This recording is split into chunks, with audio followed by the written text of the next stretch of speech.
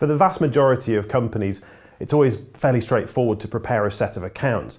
We know exactly the format to follow, we know that it's going to be exactly as we expect it to be, but there are certain industries and certain types of business within industries where it's not as straightforward as it might be. And I'm joined by Nick Bullen, one of the directors of Whitley Stimpson, who is just going to explain to us exactly what we need to look for with one particular example of this. Nick, we're talking about residential properties, and we're talking about the management of the big blocks of flats and sometimes estates as well, which can cause all sorts of problems. People pay their service charge quite happily as a tenant. That money is then spent on new light bulbs or cutting the grass and what have you. The immediate reaction is that's one set of accounts and all fairly straightforward, but actually there's 2 or even 3 sets of accounts that you guys have to prepare. First of all, the money goes in to a fund, which is not even a company at all, is it? No, it's not. I mean, technically, it should actually be the monies that come in from the residents, the tenants, will normally be held in a trust account, a trust bank account specifically set aside for those service charge monies to be paid into, which isn't really part of the limited company itself.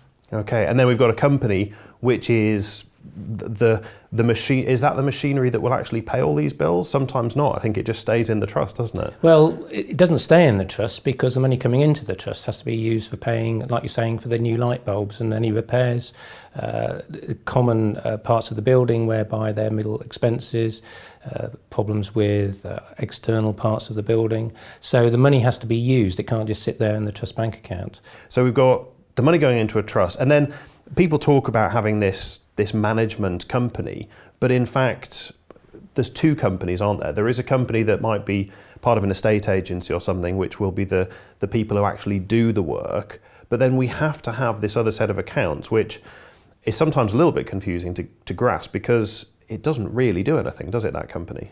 Not really, although the tenants of the block of flats may consider otherwise. The actual money that's paid away out of the service charge accounts is quite often just administered by a property management company, which has got nothing to do with the tenants or leaseholders themselves. So, but they're under instruction really from a tenants association, something like that, which will have been set up. There may be a residence management company, or in certain cases there may be what's called a right to manage company. And there will be a board on that company who will give instructions to a property managing agent to look after the property itself. Right, wow. So we have the company that in theory looks after everything, which is separate from the tenants. Yeah. And then the tenants will be shareholders, presumably, in this company, which is the actual main company that we're talking about. But then the money relating to that is in a separate thing, which is a trust, which then presumably doesn't have to file any accounts at all. No, well, the trust doesn't have to file separate accounts because the whole idea of service charge trust account is that at the end of the day, it washes its face. So it has income coming in from the tenants, their service charges that pay on an annual basis or quarterly or monthly, however they pay them. That money comes into trust bank account. The monies are then paid away out of that trust bank account to maintain the property, as I've already said, but also they may set up a sinking fund for future large repairs which may arise. So that's one side of it, but the residence management company, if there is a residence management company, will either be limited by guarantee or it will have shareholders. More often than not, it's limited by guarantee. So in a small development block of flats, there will be 4 or 5 directors, perhaps, every one of whom is a leaseholder, a tenant.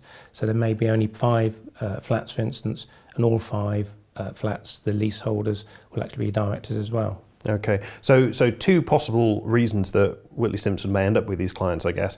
The first is what you would love to happen, which is somebody turns up and says, we're thinking of starting this, can you help us through it? And presumably then you can help them set up all these different structures and the interactions between them. I'm guessing more often than not, though, you come across them when somebody says, we just had one company and we think we're doing it wrong, help. And at that point, presumably, that's something you guys see quite a lot. It's the latter. Invariably, our instructions come from either property managing agents, who for one reason or another, they may have taken over the management of a block of flats. There are issues with the service charge accounts, how they've been prepared in the past. Property managing agents are great at looking after the property, and no disrespect, some of them aren't that great in terms of looking after the financial aspects, in terms of the requirement to produce the service charge accounts and also the residence management accounts. Most of the time, our instructions come from the property management agents themselves. Occasionally we get inquiries from tenants, leaseholders, where they're managing properties themselves and they really are not sure what they should be doing. They've read somewhere that there are things they should be doing in terms of the production of the accounts, the service charge accounts, the residence management accounts, and they're going, we don't really know what we should be doing. And I know one problem often in service charge calculations effectively, you mentioned before the idea of a sinking fund. They might need a new roof in a few years, so they're putting money to one side. But actually, how do we get to a position where the service charge is the right figure each year? Because these guys aren't meant to make a profit or a loss, are they? It's meant to wash its own face, but that's it. Absolutely right. At the beginning of the year, or before the beginning of the year, preferably a few months before the year starts, the financial year starts, the property managing agent, or indeed if they are tenants managing the property themselves, they should come up with a budget which is then agreed by all of the tenants. So therefore the tenants don't get any horrible surprises. And that gives the opportunity for some dialogue between whoever is producing the budgets and the tenants themselves to make sure the tenants fully understand, and this is absolutely critical, tenants fully understand why they are paying their service charges, and more particularly how much they're paying on the service charges.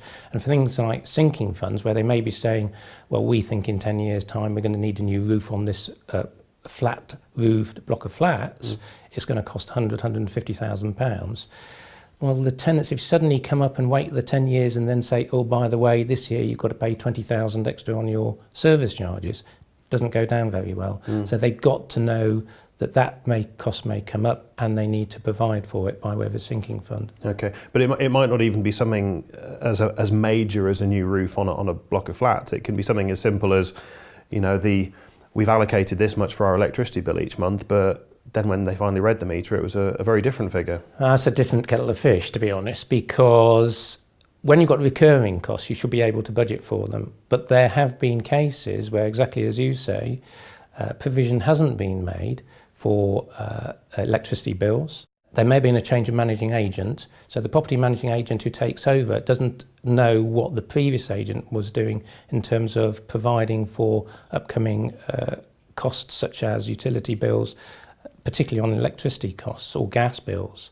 And estimated readings are always a problem, because all of a sudden they've happily been paying £2,000 or £3,000 a year for their electricity bills, provided for in the service charges, provided in the service charge budgets, and then, oh dear, somebody comes along and decides to read the meters and there's another £50,000 to pay. And there has been some case law on this in terms of the recoverability of those costs. And then one other thing which actually we think probably isn't as big a problem as a lot of people think it is, littered throughout the legislation and various other documents that have come out, we see the idea of audit coming up quite a lot, and yet actually the audit they're talking about is not the full corporate audit that many people associate with accountants. The word audit means something slightly different, I think, doesn't it, with some of these documents? Yeah, it does. I mean, it's down to terminology from the past. You have to look at the lease first and foremost. When we take over on any instruction, we have to look at the lease. We have to understand what the lease says.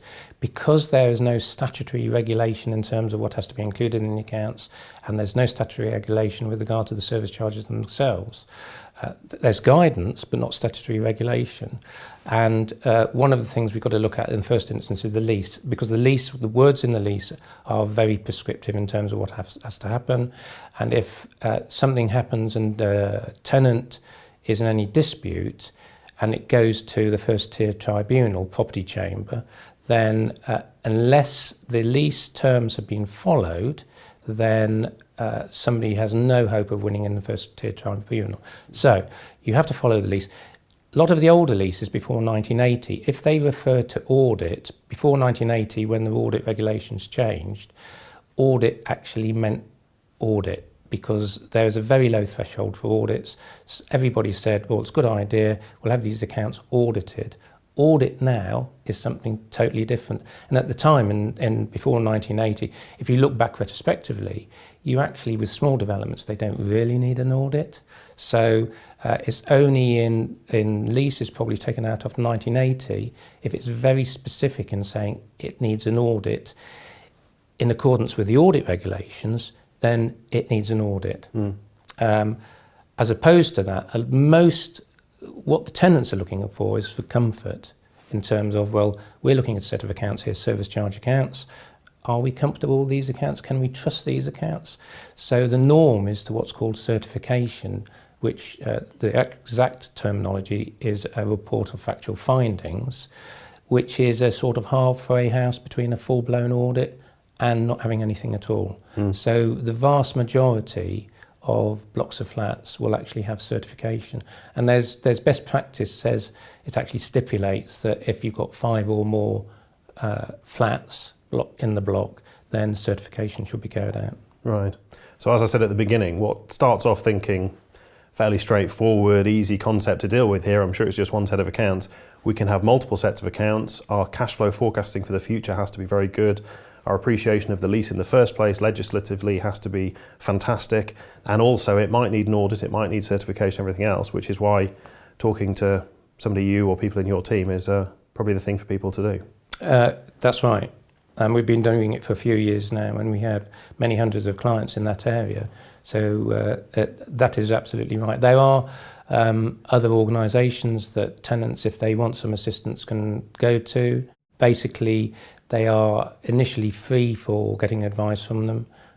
Armour and one called Lease Advice, which is a very useful starting point if any tenants have got any legal disputes, but also there's a lot of useful information on their websites. Okay, well, we'll add that those websites at the end of our piece, but for now, if you are the chairman of a tenants organisation, the leaseholder, or perhaps a property management company, do get in touch with Nick and the guys at Whitley Stimpson, and no doubt they'll be able to point you in the right direction or help you through whatever problems you're facing. But for now, Nick, thank you very much. Thank you, Giles.